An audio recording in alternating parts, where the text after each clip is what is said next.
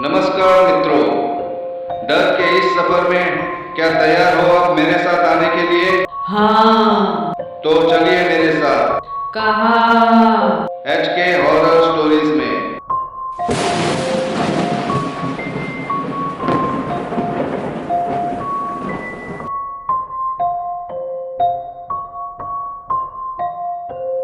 पश्चिम बंगाल के पुरुलिया जिले में एक छोटा सा गांव है, बेगुन कोडर। यहाँ का रेलवे स्टेशन एक वक्त पर सैकड़ों यात्रियों का रास्ता हुआ करता था। लेकिन फिर एक हादसा हुआ जिसने उस जगह को भूतिया बना दिया। कहानी है उस औरत की जो कभी ट्रेन के साथ साथ दौड़ती है और कभी एक झलक में मौत बनकर सामने आ जाती है। तो आइए मित्रों, जानते हैं इस कहानी को पूरे विस्तार में। बेगुनकोडर रेलवे स्टेशन की शुरुआत हुई थी 1960 में। यह स्टेशन झारखंड की सीमा से सटा हुआ है, लेकिन एडमिनिस्ट्रेटिव रूप से पश्चिम बंगाल के पुरुलिया जिले में आता है। यहाँ के लोग सीधे साधे थे, जमीन से जुड़े हुए थे। मगर एक तकलीफ ने सबको परेशान कर रखा था। ट्रेन पकड़ने के लिए लोगों को 35 से 40 किलोमीटर दूर पुरुलिया या कई और स्टेशन तक जाना पड़ता था। उसी समय पास के क्षेत्र की जमींदारिन और लोकसभा सांसद थी रानी लांछन कुमारी देवी। गांव वालों ने एक पंचायत बुलाई और उनसे आग्रह किया। रानी साहिबा ने गांव वालों की तकलीफ़ों को गंभीरता से लिया।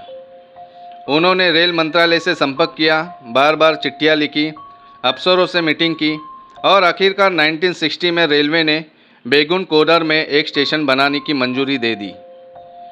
1962 आते आते स्टेशन चालू हुआ। उस समय यहाँ के लोगों के लिए ये स्टेशन एक वरदान था। खेतों से भरे इन इलाकों में लोगों को पहली बार ट्रेन की सुविधा मिली थी। मगर कुछ ही सालों बाद एक हादसा हुआ। एक औरत की रहस्यमयी मौत ने सब बदल दिया और उसी स्टेशन जो गांव की शान बना था, धीरे धीरे भूतिया स्टेशन कहलाने लगा। 1967 की एक ठंडी रात, झारखंड के पुरुलिया जिले का वो वीरान स्टेशन बेगुनकोडर, एक ऐसा स्टेशन जिसे लोगों ने भूतिया कहना शुरू कर दिया। लेकिन यह सब शुरू हुआ उस रात से जब स्टेशन मास्टर रघुनाथ वर्मा ने उसे पहली बार देखा। एक रात रघुनाथ जी अपने कैबिन में ड्यूटी कर रहे थे और अचानक खिड़की के बाहर उन्होंने देखा कि एक लड़की प्लेटफॉर्म पे ट्रेन के साथ दौड़ रही है। तो उन्हें लगा कि वो ट्रेन पकड़ने के लिए दौड़ रही होगी और ट्रेन को पकड़ नहीं पाई होगी। ऐसा सोचकर रघुनाथ जी ने उस बात को नज़रअंदाज कर दिया। फिर अगली रात रघुनाथ जी सेम सीन देखते हैं। ट्रेन के साथ एक लड़की दौड़ रही है और बाद में कहीं दिखाई नहीं पड़ती है।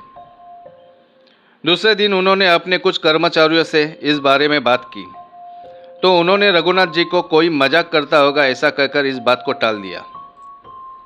फिर उसी रात उन्होंने फिर से उस लड़की को ट्रेन के साथ दौड़ते हुए देखा।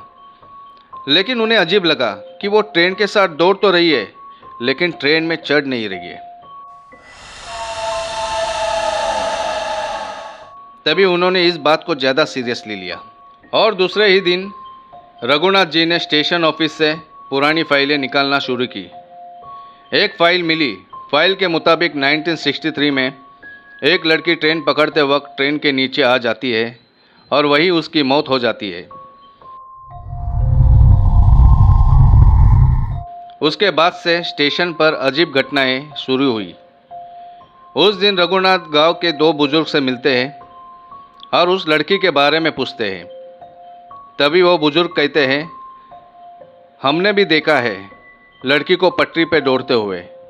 सालों पहले उस लड़की की ट्रेन से कटकर मौत हुई थी। फिर अगली रात रघुनाथ वर्मा अपने सरकारी क्वार्टर में बैठे चाय पी रहे थे। उनकी पत्नी सुशीला रसोई में थी। ट्रेन शेड्यूल में थी। वो टॉर्च लेकर बाहर निकले। ट्रेन आते ही उन्होंने देखा कि फिर वही लड़की ने भागते भागते ट्रेन को पीछे छोड़ दिया और इंजन के आगे पटरी पर दौड़ने लगी। कुछ देर बाद ट्रेन निकल गई। पटरी के पास वो लड़की खड़ी थी। वो धीरे धीरे पटरी पर चल रही थी और फिर हवा में उड़ती सी गायब हो गई।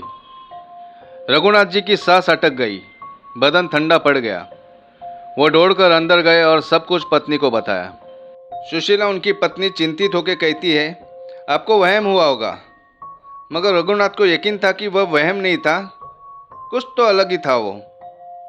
तभी अचानक रघुनाथ जी और उनकी पत्नी देखते हैं कि वही औरत अब ठीक उनके सामने खड़ी होती है और उन्हें गुस्से से घूर रही होती है।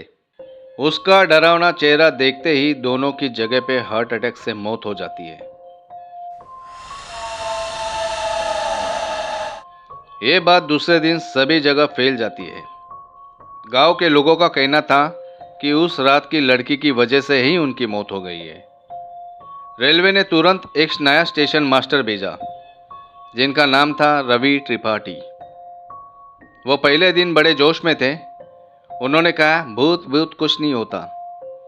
मगर पहली ही रात जब वो स्टेशन के केबिन में सो रहे थे तभी अचानक उन्हें ट्रेन की सीटी सुनाई दी।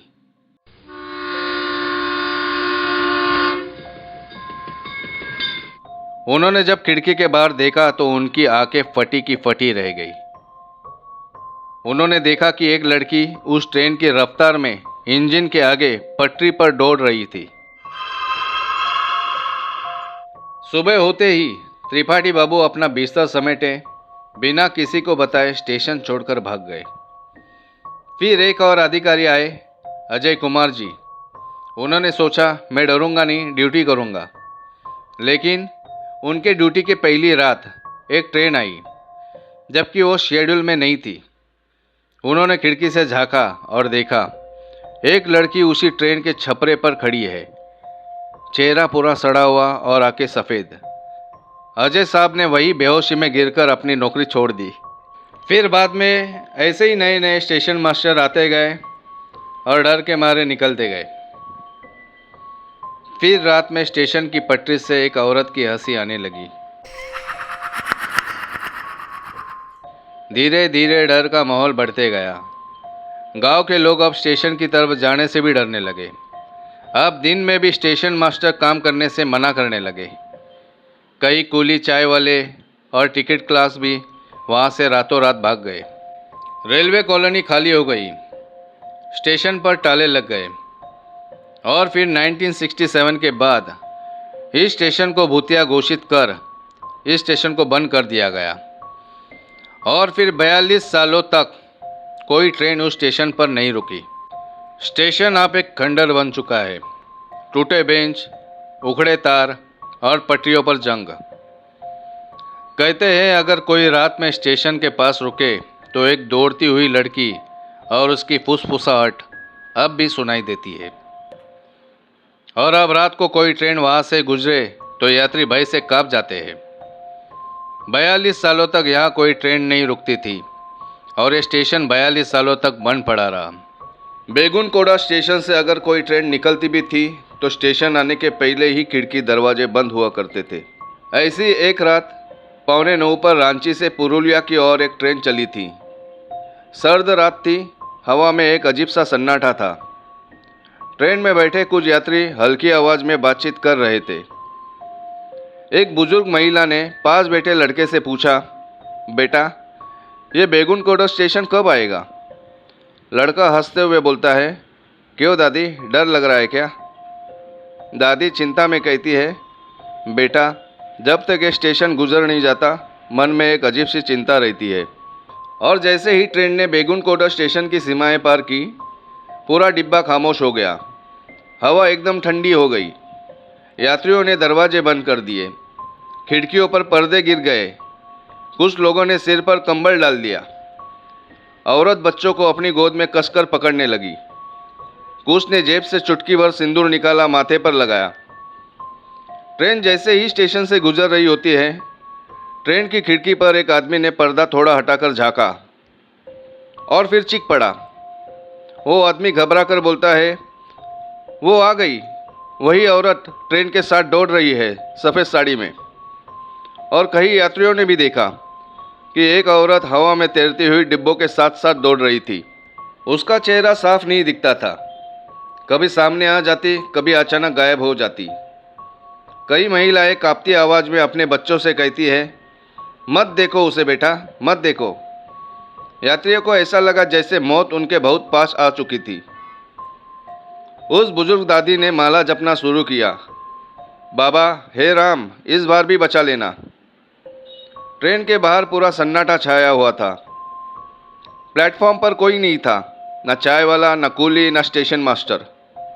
बस एक टूटी हुई बेंच, एक जंग लगी घड़ी और स्टेशन की दीवार पर अस्पष्ट अक्षर में लिखा था बेगून कोडर। ट्रेन के डिब्बे के अंदर बैठे हुए यात्रियों की चीखें गूंज उठी।